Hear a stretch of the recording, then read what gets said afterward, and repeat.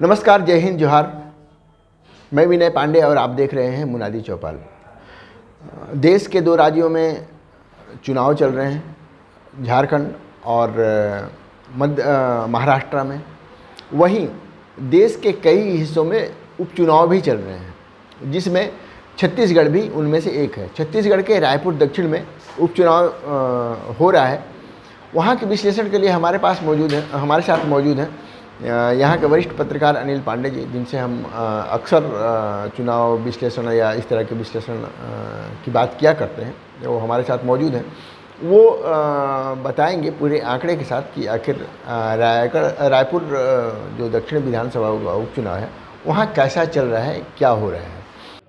आमतौर पर ये माना जाता है कि उपचुनाव में सत्तारूढ़ दल का कब्जा हो जाता है, उनका पलड़ा भारी रहता है। और रायपुर दक्षिण विधानसभा की अगर अपन बात करें तो पिछले 8 चुनाव से यहाँ भाजपा चुनाव जीतती आ रही है। इस तरह ये भाजपा की एक परंपरागत सीट है। भाजपा के जो उम्मीदवार रहा करते थे वहाँ से, जो 8 बार जीते थे, बृजमोहन अग्रवाल, वो लगातार वहाँ जीतते रहे और उनकी अपनी अच्छी खासी वहाँ पे लोकप्रियता है। वहाँ के बच्चे से वो वाकिफ हैं, चप्पे से वो वाकिफ रहे। शायद यही उनकी लोकप्रियता का कारण रहा। उनकी मिलनसारता, आत्मीयता का भाव उस विधानसभा में जुड़ाव पैदा करता था। अब वो संसद के लिए चले गए तो उनके लोकसभा का सदस्य चुने जाने के बाद वो जगह खाली हुई। तो भारतीय जनता पार्टी ने वहाँ पे रायपुर के 2 बार के महापौर और 1 बार के सांसद रहे सुनील सोनी को अपना उम्मीदवार बनाया है। अगर अपन बृजमोहन के व्यक्तित्व और सुनील सोनी के व्यक्तित्व के बारे में बात करें तो मुझे नहीं लगता कि सुनील सोनी उतना प्रभावकारी होंगे कि जितना बृजमोहन का व्यक्तित्व होगा। और जब तक उनके ऊपर बृजमोहन का हाथ नहीं रहेगा तब तक उनको कांटे के संघर्ष में जूझना पड़ेगा। स्वयं बृजमोहन भी जब पहली बार चुनाव जीते थे तो उन्होंने एक धाकड़ नेता, कांग्रेस के धाकड़ नेता हुआ करते थे स्वरूप चंद जैन, उनको हरा के वो चुनाव जीता था। कांग्रेस ने इस बार वहाँ पे एक युवा नेता को मैदान में उतारा है, आकाश शर्मा को, जो उनके प्रदेश कांग्रेस के अध्यक्ष भी हैं। अगर अपन आंकड़ों की बात करें तो 2023 के चुनाव में बृजमोहन अग्रवाल को लगभग 70% वोट मिले थे और कांग्रेस के रामसुंदर दास को 26% वोट मिले थे।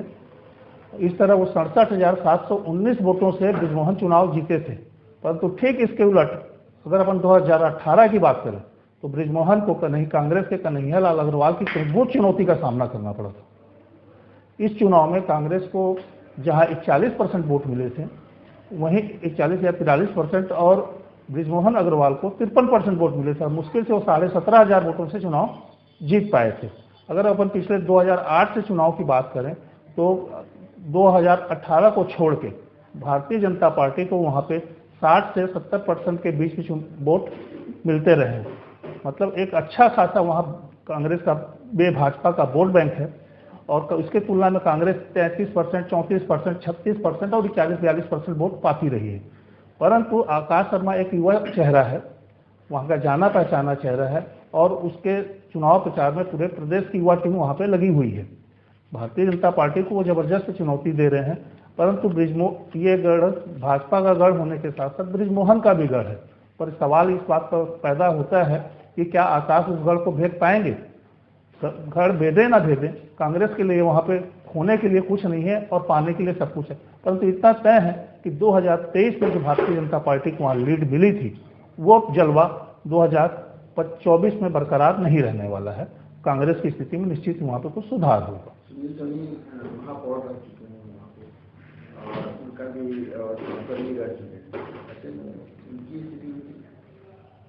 देखिए, उनका कार्यकाल वहाँ के लोगों को देखा हुआ है, चाहे महापौर के रूप में चाहे सांसद के रूप में। परंतु एक नया चेहरा सामने आया है आकाश शर्मा का, और युवा होने के नाते युवाओं को वो प्रभावित कर सकते हैं। अगर जातिगत समीकरण भी बताया जाता है कि उस विधानसभा में ब्राह्मणों के वोट अच्छे खासी संख्या में है, अगर जातिगत समीकरण प्रभावित होते हैं तो वो कड़ी टक्कर दे पाएंगे। ब्राह्मण अब परंपरागत रूप से भाजपा की ओर ऐसे में ये सोच के आकाश शर्मा की जीत हो जाएगी, थोड़ा सा मुश्किल है। देखिए, भोजपुरी में एक कहावत है हंसुआ के तनव टेढ़ हुई अपनी ही तरफ खींची। तो जातिवादी जब बात करती है, जातिगत समीकरणों की बात होती है, तो ये फार्मूला लागू हो जाता है। अब अभी क्या कितना जीत का अंतर, कितना एक एस्टिमेटेड लगता है?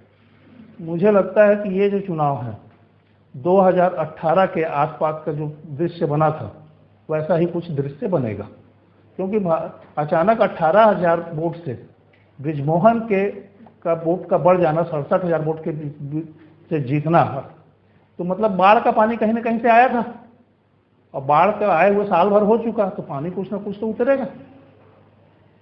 मतलब भाजपा जीतेगी। भाजपा कहा ना कि उपचुनाव है, सत्तारूढ़ दल अक्सर उपचुनाव जीत जाया करते हैं।